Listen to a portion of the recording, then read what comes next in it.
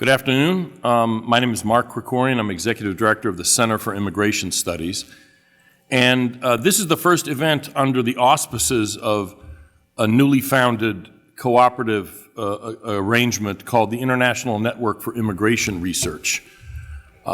We started INIR late last year, to foster information sharing and collaborative research based on the premise that while every country is going to have a different immigration policy based on their own interests and preferences and what have you, every nation has the right to enforce its chosen policies. So INIR focuses, we just started, but we're probably going to be focusing mainly on enforcement-related, illegal immigration-related issue. And we have representatives of some of the network's members here to talk about what is probably the most pressing immigration-related issue that immigrant-receiving countries are now grappling with, which is asylum.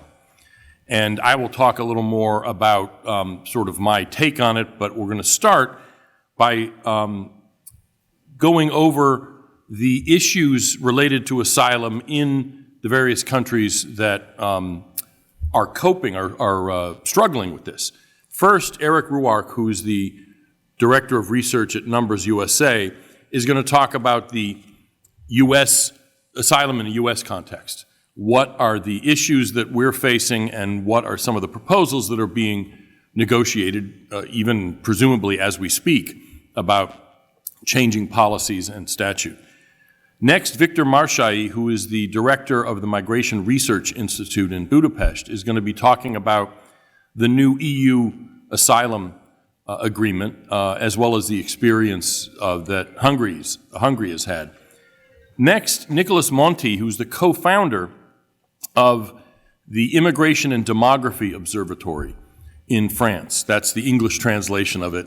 If I tried to pronounce it in French, it would probably come out even worse than if I tried to say Migration Research Institute in Hungarian, and believe me, that would be a mouthful.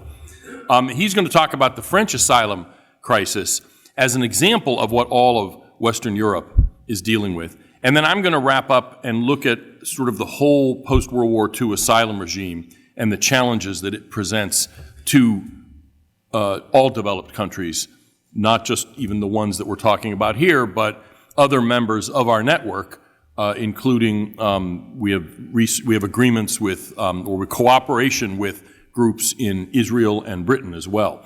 And obviously other countries, Australia, even Mexico, are dealing with this asylum issue. So